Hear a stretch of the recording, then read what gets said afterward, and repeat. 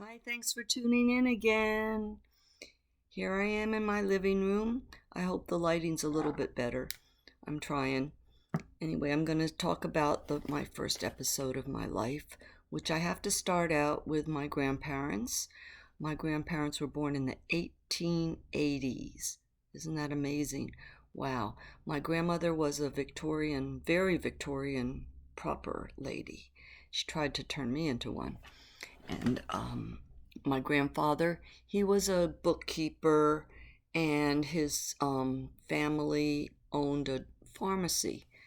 Um, they had a product named Prue, and it was like a toothpaste tube of an antiseptic. And when I was a kid, they used it for everything. Uh, If any of you ever heard of Prue, I would really like to hear about that because I don't know anybody that did. But they were from Grand Rapids, Michigan, where this drugstore was. And they used Prue in the mouth, on the skin, vagina, rectum, whatever, anywhere, anywhere that there was anything kind of need. It was antiseptic, and they said it was birth control. I don't know about that. But whenever I had a bug bite or a scratch, they put some on me, and it always helped. It always worked. Maybe it stung a little bit. I don't know. It was like a gel. But there, that was a Clark's drugstore way back then. My dad, um, he was born in I can't say the exact year, but Gerald Ford was in his high school in his yearbook. I thought that was pretty cool. My dad knew him. He said, "Yeah, I knew Jerry. He was a good guy." That's all I know. Anyway, that was in Grand Rapids, Michigan. And my dad enlisted in the Army right out of high school. And he was in World War II. He was in the Korean War. And he was a prisoner of war in the Korean War. He met my mom when I don't know, he was released or rescued somehow, and he went to Okinawa, Japan, for his recovery, and that's where he met my mom. Um, I heard that, I mean, she told me they met in the hospital. She was like a nurse's aide or something, but they might have just met in the NCO club. I'm not sure. But the cute story is that my mother told me, and my mom's full Japanese, of course, she didn't talk English. She said that when they met, my dad told her that his name was Honey. And she called him Honey all the time for the first 2 weeks. She didn't know that he had a real name of Russell, and that, so that was cute. That was funny. And their song was the Kentucky Waltz, which was popular back then. I was born in 1952, and that was the only romantic thing I know about my parents was that Kentucky Waltz song, and I saw them dance to it in the living room a couple times. So we moved to Virginia, Newport News, Virginia, when my dad was transferred there when I was a baby. First of all, let me say that my mom told me that she and all of the other Japanese ladies thought that American women were just like the ones they saw in Hollywood, that everybody wore mink coats and diamond earrings, and that was the lifestyle that they were going to live when they married an American. They had no idea. She said when she landed in Seattle, Washington, it was depressing, not at all what she expected. So they came to Virginia. My mom told me that when she got on the bus with me in Virginia, the bus driver didn't know what to do with us because there was so much prejudice against Japanese back in those days, Not long after the war, and because of Pearl Harbor and everything, that people hated Japanese. And the bus driver didn't know what to do with us because the white sat in the front and the black sat in the back, and we were called yellow. And I hated that when I was a kid, red and yellow, black and white. I'm like, I don't think I'm yellow. I'm like tan. I'm not yellow. Anyway, I hated that. My grandmother used to keep reminding me that I was yellow, and she told me I should never wear the color yellow because your skin is yellow and it makes you look more yellow. And oh, so anyway, that was the introduction to prejudice, I guess, for my mom. But because my dad was the only child, he felt obligated to take care of his parents that were aging. My dad was 45 when I was born. His parents were already in their 70s, and my grandfather was not in good health. So my dad, and they lost everything in the Depression. And my prejudiced grandmother, I remember her saying that it was the whole Depression was caused by the Jews. Now, I want to say right now that I'm going to talk a lot about prejudice a little bit today and a lot in the future, but you know, what I see is that they probably had you know, a Jewish banker or somehow somebody who helped them with investments or something like that, you know, so they lost money, so they blamed it all on him. And that makes them prejudiced against all of them. That's how prejudice happens, right? You know, I mean, you know, the government bombed Pearl Harbor, so people hated all the Japanese, you know, and, you know, somebody got mugged by a black guy, so they hate all the blacks, you know, that's how things happen.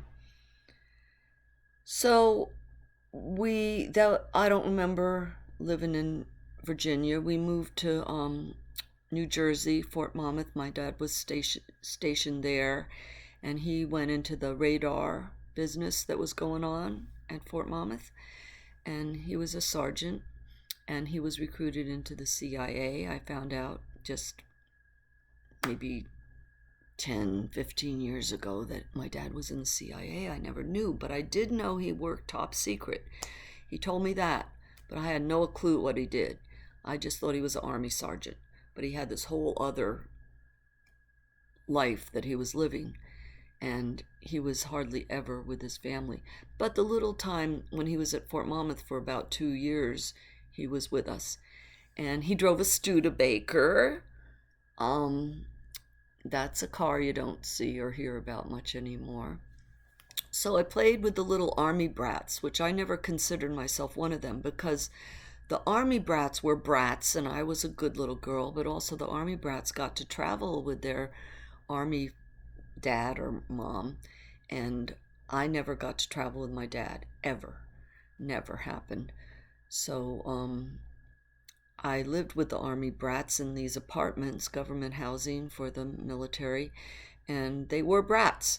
There was a lot of bad kids. I mean, they had pissing contests on the outdoors, you know, who can pee the highest, and then they pissed down the sliding board. And then they used to you know, they used to play in the toilets with their toys in the toilets. I mean, horrible, nasty stuff. I remember the kids tying a rope around my ankle and trying to drag me around, and I had this horrible rope burn around my ankle. I had a scar there for many years, and just bad, mean kids. I didn't like to play with them. There was one nice kid when I went outdoors that would play with me, and his name was Barry, which I thought was so cute. I thought he was named like a blueberry or a strawberry or something like that, raspberry. But I thought his name was Berry, although I couldn't spell back then. But he used to wear his little Cub Scout uniform. He was a few years older than me, and he was always nice and kind and fun to play with, and he was a little black boy. I was allowed to play with him. One good thing, you know, military housing and all that they, you know, I think there was a more equality there maybe than in some other places. And I don't know my dad ever being prejudiced, or my grandmother was very, very, very much, but I was still allowed to play with Barry. I was also not really channeled into the feminine thing, you know, or I just didn't care that much about playing with dolls. I had a couple of them, but I didn't do much with them. I don't remember playing a lot with my dolls. They used to encourage me a little bit, but that wasn't what interested me. Um, I like to play outdoors, and they did buy me cars and train set, and I had that kind of stuff, and they let me play in the dirt. I love playing in the dirt. I don't know why, but there was this great big mound, a big hill. I even have a picture of me up there in my underwear playing in the dirt with a other little boy. I definitely preferred pretty much playing with boys. The little girls, there was a couple nice little girls that we used to color, I remember, and I thought that was the most boring thing, coloring. Um, a train used to go through my backyard, the old-fashioned train with the cow catcher and little red caboose in the back, and I knew what time it came, and I would be out there at 2 o'clock or whatever, and waiting for the train, and here it comes, and I would be waving, and the engineer and there was a little guy by the red caboose that would wave to me. They both would, beginning and ending, they would wave, and it was always a little thrill of my day. I remember my grandmother making me popsicles in the ice cube tray of Kool-Aid with a little stick in it and a little ice pop.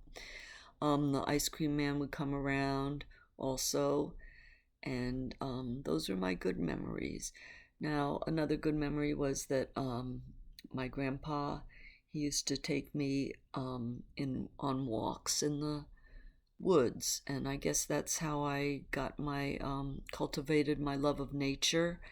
He used to tell me stories about the Native Americans. He really admired. I mean, he had a good deep sense of appreciation for the American natives and their culture and all that, and he used to teach me about it when I was a little girl. And he used to teach me about the trees and the squirrels and the chipmunks and the birds and the plants and all that stuff, and I love that. Those are my good memories. And he used to sit me on his lap and show me this illustrated Bible that had all these great pictures, and I loved looking at those pictures, and I would ask 1,000 questions about them. I had other picture books too, but that was my favorite. One day when I was sitting on his lap, looking at the Bible with him, knock, knock on the door, and it was the neighbor's little boy. He asked me if I could go to church with him, and my family said, yeah. They put a pretty dress on me and sent me out the door with the neighbor's family, and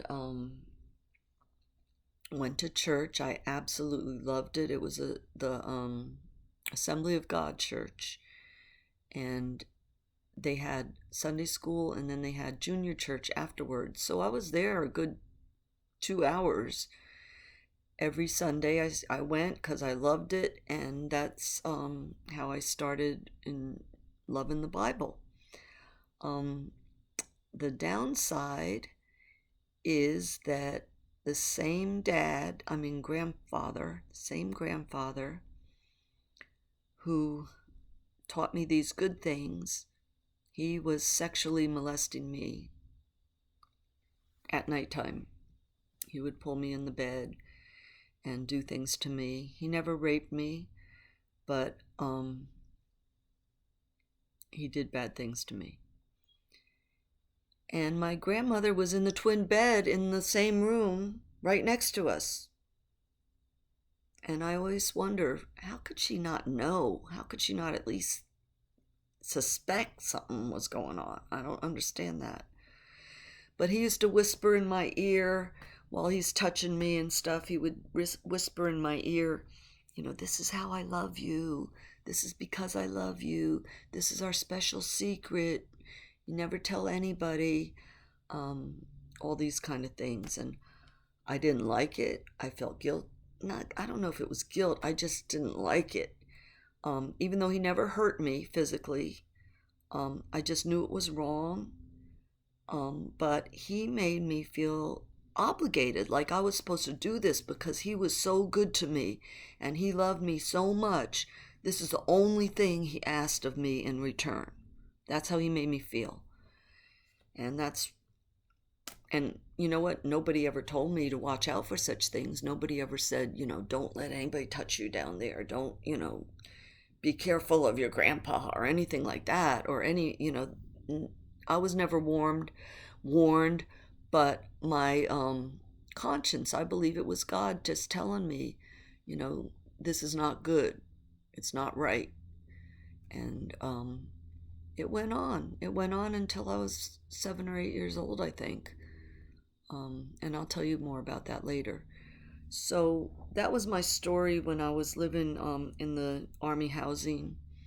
Until I was 5, I was in the crib because we only had 2 bedrooms, and my grandparents had the 1 bedroom with the twin beds, and then my parents had a double bed with me in the crib until I was 5 years old. When I was 5 years old, my dad bought a house, a very nice, big, historical house. It was over 100 years old already. Mary Todd Lincoln had spent 1 or 2 summers there, and it was a very nice 4-bedroom house with a big yard, only 3 blocks from the beach. So my dad did good with that. Then he was gone. So he planted his family there, and rather than take us with him, me and my mom at least, rather than take us with him like most Army dads did, he couldn't do that because he was in the CIA. He was doing all kinds of secret stuff during the Cold War. So we were just stuck there.